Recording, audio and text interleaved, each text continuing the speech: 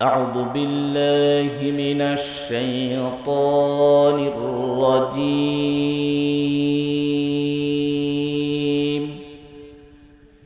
সবাই পড়ি বিসমিল্লাহির রহমানির রহিম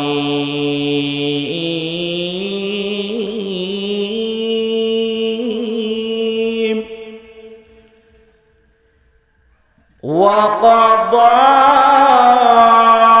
ربك ألا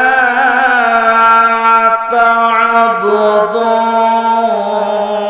إلا إياه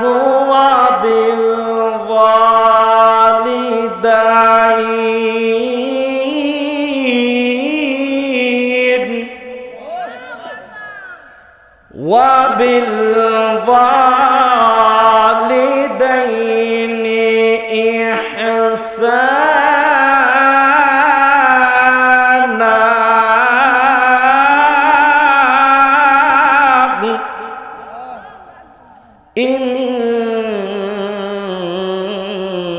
إما يبلغن عندك الكبر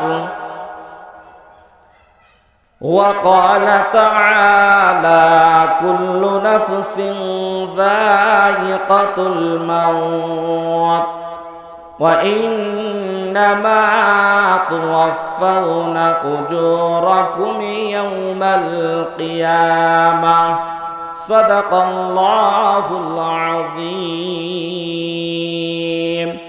وصدق رسوله النبي الكريم ونحن على ذلك لمن الشاهدين والذاكرين والشاكرين والحمد لله رب العالمين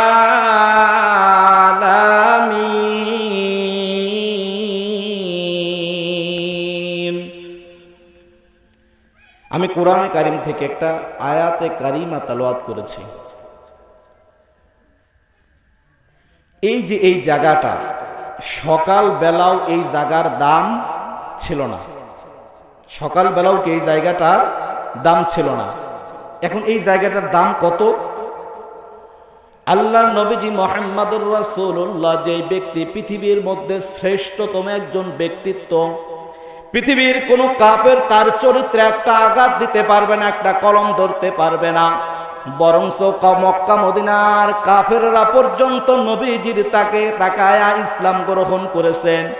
নবীজির যদি মক্কার জীবনী দেখেন, নবীর মক্কার জীবনের 10টা বছর আল্লাহর নবীজি কার উপর কোনো আঘাত করেন নাই, কোনো কিছুই করেন নাই।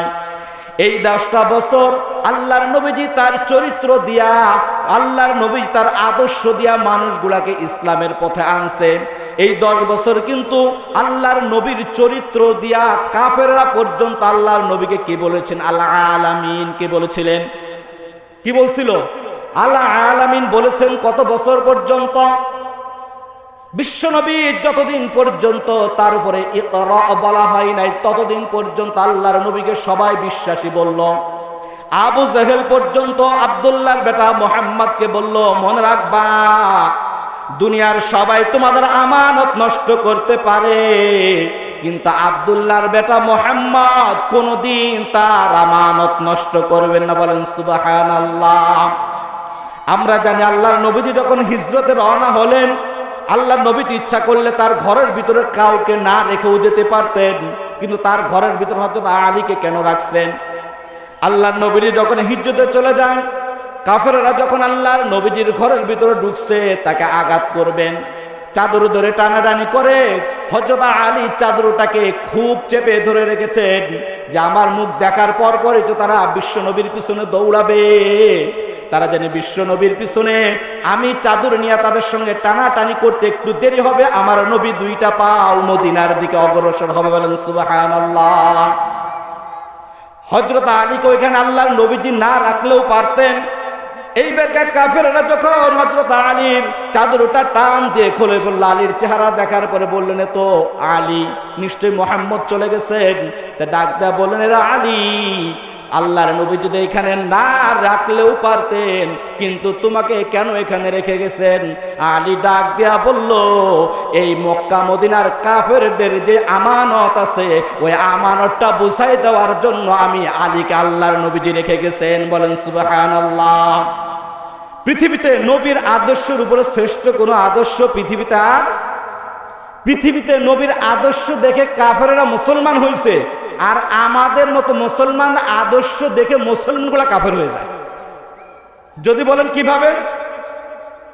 মসজিদে আযান হয়ে গেছে, আল্লাহু আকবার আল্লাহু আকবার, দোকানের মধ্যে ওই মূর্তি পূজক, সেও তো দোকানের মধ্যে বসে আছে, তার মুখেও দাড়ি নাই, আমার মুখেও দাড়ি নাই, সেও নামাজ পড়ে না, আমিও নামাজ পড়ি না, তার সন্তানটাও বেপর্দা চলে, আমার সন্তানটাও বেপর্দায় চলে, তার সন্তানটাও মেলার মাঠে দৌড়ায়, আমার সন্তানটাও কিন্তু মেলার মাঠে দৌড়ায়। আল্লাহ নবীজি বললেন, কাফেরদের সঙ্গে মুসলমানদের কখনো কোনো আমলের মিল হতে পারে না। পৃথিবীতে কাফের ইহুদি নাসারা যারা ছিলেন, তারা একটা রোজা রাখতেন। কয়টা? ভালো করে কথাগুলো বুঝবেন। একটা রোজা রাখতেন। আল্লাহর নবীজি ডাক দিয়ে বললেন, ওরা একটা রোজা রাখবে, তোমাদের রোজার সংক্ষিপ্ত পয়েন্ট হচ্ছিল একটার অধিক রাখতে হবে, হয় দুইটা আর না হয় তিনটা, কিন্তু একটার অধিক রাখতে হবে, তুমি একটা রাখতে পারবা না। নবীজির আমলে আমরা জানি দুইটা ঈদ এসেছিল। কয়টা ঈদ আমরা পাইছি? আল্লাহর নবীজির আমলে কাফেররা একটা ঈদ পালন করতেন, তারা ওই সময় আনন্দ উৎসব করতেন। আল্লাহর নবীজি ডাক দিয়ে বললেন, তোমরা যে আনন্দ উৎসব করে এটা কিসের জন্য? ডাক দিয়ে বললেন, ইয়া রাসূলুল্লাহ, ইয়া হাবিবাল্লাহ, এই দিন আমরা খেলাধুলা করি আর আনন্দ করি। মুসলমানদেরকে ডাক দিয়া বলবেন, আল্লাহ রাব্বুল আলামিনের আরশ মহল্লায় আল্লাহ তাবারক তাআলা তোমাদের জন্য বছরে দুইটা দিন দিছে। কয়টা দিন? একটা দিন দিল, সারা বছর রমজানের রোজা আদায় করবা, রোজা ভাঙবা, এবং রোজা যেদিন শেষ হয়ে যাবে আমি রব্বুল আলামিন আমার আল্লাহ তাআলা ওই রোজা ভাঙ্গার মাধ্যম দিয়া, ওই ঈদের নামাজের মাধ্যম দিয়া তোমাদের জীবনের গুনাহগুলা মাফ করে দিবে। ওরা আনন্দ করবে, দুনিয়াতে পাবে, আর তোমরা আনন্দ করবা, আখিরাতেও পাবা, দুনিয়াও পাবা। আর একটা দিল কুরবানির ঈদ, অর্থাৎ ইহুদি খ্রিস্টানদের সাথে আমাদের কোনো ইবাদতের মিল থাকতে। এইবারকে আপনি বলেন তো, রাজবাড়ি বা আমাদের এই রাজবাড়িতে হিন্দুর সংখ্যা বেশি না মুসলমান সংখ্যা বেশি? এইবারকে বলেন, এই যে আপনার রাজবাড়ি বড় ফুলে যে পূজা হয়, সব কি হিন্দু যায়? আমি তো দেখি সবগুলা নামে মুসলমান যায়, নামে প্রত্যেকটা মুসলমান। কি এই যে যদি দোকানের দিকে তাকান, এই দোকানের দিকে থাকে কারা? আমার আপনার মতো মুসলমান বাচ্চাগুলাই কি ওইখানে দোকানের মধ্যে থাকে? বাংলাদেশে 95% মুসলমানের দেশে, দোকানপাট সব জায়গায় থাকে কি? মুসলমান। আল্লাহ নবীজি বলেন, আমরা যারা আছি, বাপও মুসলমান, মাও মুসলমান, ওই সূত্রে আমরা কি? মুসলমান। কিন্তু আমাদের এই মুসলমানিত্ব দিয়ে কিন্তু আমরা জীবন কোনোদিন বাঁচতে পারবো? পৃথিবীতে এমন কোন মানুষ নাই যে ব্যক্তি জানে না? একটা আয়াত দেখেন, আমি আপনাদের এখানে অনেক আলহামদুলিল্লাহ পারেন কি পারেন না, আমি যদি আপনাদেরকে বলি কুল্লু নাফসিন যায়িকাতুল মাউত, এখান থেকে অশিক্ষিত শিক্ষিত বুঝুক অথবা না বুঝুক, কৃষক হোক আর যাই হোক, সে বলবে নিশ্চয়ই মৃত্যুর ব্যাপারেই কিছু বলবে। বলেন ঠিক কিনা? মৃত্যুর ব্যাপারেই কিছু বলবে। আল্লাহ রাব্বুল আলামিন কি বলে? কুল্লু নাফসিন যায়িকাতুল মাউত। প্রথম বাক্যটুক ভালো করে বলছেন, কুল্লু নাফসিন যায়িকাতুল মাউত। দুনিয়াতে যারা আসবে প্রত্যেকটা মানুষ মরণশীল হবে, সেটা নবী হোক আর যে বংশেই হোক। কোরআনের দুইটা আয়াত এরকম আছে, একটা আছে সূরাতুল আম্বিয়ার মধ্যে, ওয়া ইন্নামা তুওয়াফাউনা উজুরাকুম ইয়াউমাল কিয়ামাহ, কুল্লু নাফসিন যায়িকাতুল মাউত। প্রত্যেকটা মানুষ মৃত্যুশীল, প্রত্যেকটা মানুষ মারা যাবে। কিন্তু আল্লাহ তাবারক তাআলা বলেন, ওয়া ইন্নামা তুওয়াফাউনা উজুরাকুম ইয়াউমাল কিয়ামাহ।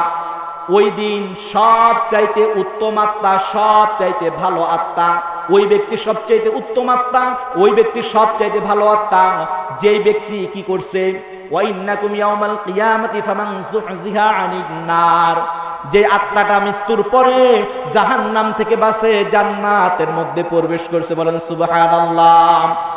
ওয়ামাল হায়াতুদ দুনিয়া ইল্লা মাতাউল গুরুর, আর যে ব্যক্তি দুনিয়ার ধোঁকার মধ্যে পড়ে গেল, ও আমার মানুষ, আমরা চিন্তা ভাবনা করি সন্তানটাকে মানুষ বানানোর জন্য কত চেষ্টা আমরা করি, আমরা আমার সন্তানকে মানুষ করার জন্য লোন নেই, কত কিছু নিয়ে চিন্তা করি সন্তানটাকে কোটি টাকার মালিক বানাবো। অথচ বৃদ্ধাশ্রমের দিকে যদি তাকানো হয়, কোনো ব্যানওয়ালার ছেলে কিন্তু বৃদ্ধাশ্রমে যায় নাই, কোনো ব্যানওয়ালার মা কিন্তু বৃদ্ধাশ্রমে যায় নাই, বাংলাদেশের কোনো আলেমের মা কিন্তু ওই বৃদ্ধাশ্রমে পাওয়া যায় না, কোনো ভিক্ষুকের মা কিন্তু ওই বৃদ্ধাশ্রমে পাওয়া যায় না। ওই মাগুলাকেই বৃদ্ধাশ্রমে পাওয়া যায় যারা দুনিয়াতে সন্তানকে কোরআনের শিক্ষা বাদ দিয়া তাদের নিম্ন পশুত জ্ঞানের শিক্ষা দিয়েছে। এসপি, ডিসি, ওসি দেখা যায় তাদের মাগুলাই কিন্তু ওই বৃদ্ধাশ্রমের ভিতরে পাওয়া যায়। বলেন ঠিক কিনা? একটা রিক্সাওয়ালাওকে কি আপনি পাবেন? এর কারণ কি? এর কারণ যতদিন পর্যন্ত বিশ্বাস করেন কোরআনের জ্ঞান আপনার ভিতরে না আসবে, ততদিন পর্যন্ত সন্তান কি জিনিস, মা কি জিনিস এটা বোঝা যাবে। হযরত ওমরের দরবারে একজন যুবক এসে বললেন, ইয়া আমিরুল মুমিনিন, আমার সন্তানের নামে আপনার কাছে আমি বিচার দিলাম। কি দিলাম? বিচার দিলাম। কি বিচার? আমিরুল মুমিনিন, আমার সন্তান আমার কথা ঠিক মতো শোনে না। সাহাবায়ে কেরামদেরকে ডাক দিয়ে বললেন, যাও যাও তার সন্তানকে ডাক দাও। সন্তানটাকে ডাক দিছেন। সন্তানটাকে ডাক দেওয়ার পরে, হুজুর, আমার বাপ আমার নামে আপনার কাছে নালিশ করছে যে আমি তার হক ঠিক মতো আদায় করি না।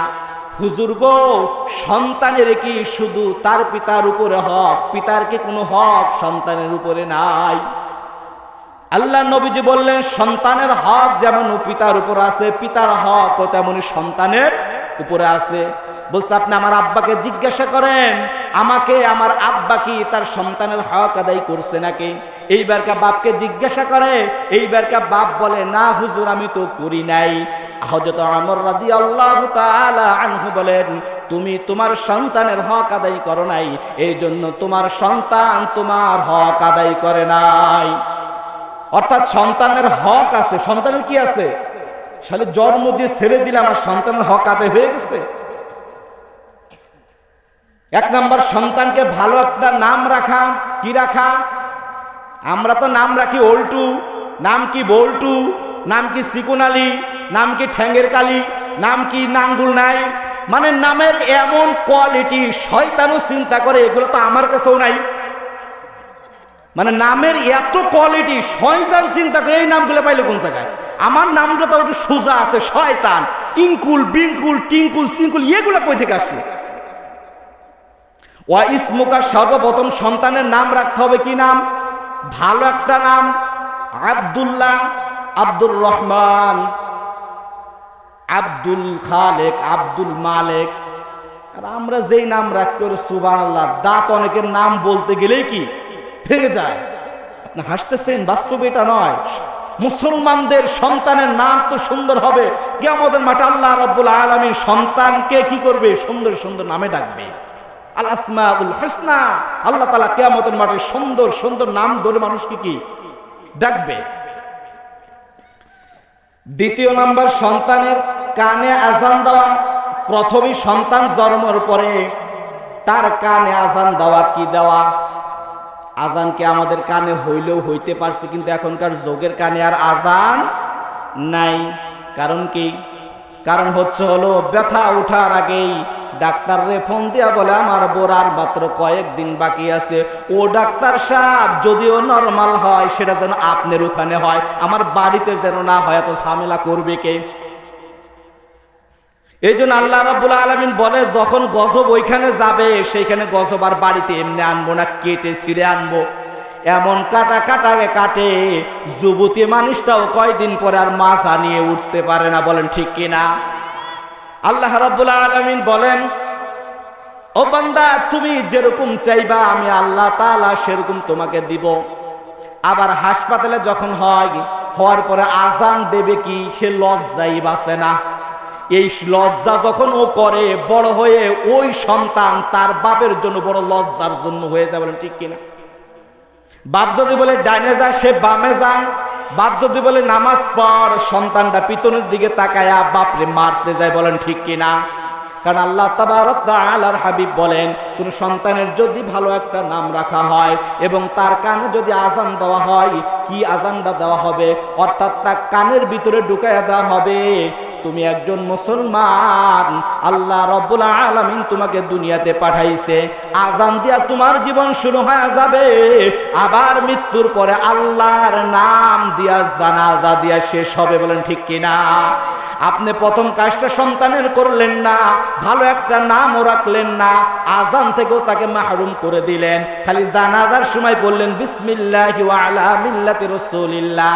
মনে রাখবেন, আপনার সন্তান কোনোদিন ভালো হওয়ার প্রশ্নই আসে না। এইবারকার 2 নম্বর বিষয়, সন্তানকে ইলমে দ্বীন শিক্ষা দেওয়া। কি দেওয়া? ইলমে দ্বীন শিক্ষা দেওয়া। যদি বলেন হুজুর অনেক চেষ্টা করছি, আপনি কেমন চেষ্টা করছেন? হযরতে নূহ আলাইহিস সালাতু ওয়াস সালাম তাকে 950 বছর তার সন্তান কেনানকে দাওয়াত দিয়েছিলেন। কয়শো বছর? 950 বছর তিনি কেনানকে দাওয়াত দিয়েছেন। দাওয়াত দেওয়ার পরে আল্লাহ রাব্বুল আলামিনের পক্ষ থেকে ডাক আসলো, ও নবীজি, আপনি এতদিন পর্যন্ত তাদেরকে দাওয়াত দিয়েছেন, তারা যখন আপনার দাওয়াত গ্রহণ করে নাই, তো এখন আপনার একটা কাজ আছে, সেটা হচ্ছে আমি রব্বুল আলামিন একটা কুদরতে কিস্তির ব্যবস্থা করব। যারা ঈমান আনছে, আপনার মুআজিজা, ওই ঈমান ওয়ালারা প্লাবন আমি আল্লাহ তাবারক তাআলা দেব। শুধুমাত্র এই নৌকার ভিতরে যারা উঠবে, একমাত্র তারা বেঁচে যাবে, আর কেউই বাঁচবে না। যেই দিন প্লাবন আসবে, সকালবেলাও সন্তানকে ডাক দেয়া বলে, আমার কলিজার টুকরা, আল্লাহ কিন্তু গজব দিবে, তুমি ঈমানের উপরে আসো, কিসের উপরে আসো? কিন্তু সন্তানের কথা শুনে নাই। এইবারকা প্লাবন চলে আসছে, আল্লাহর গজব চলে আসছে। আল্লাহর গজব আসার পরে এইবারকা হযরতে নূহ আলাইহিস সালাতু ওয়াস সালাম কিস্তি দিয়া চলে যায়। কিস্তি দিয়া যাওয়ার পরে সন্তান বারবার ডাক দিয়া বলে, আব্বা, আমি প্লাবন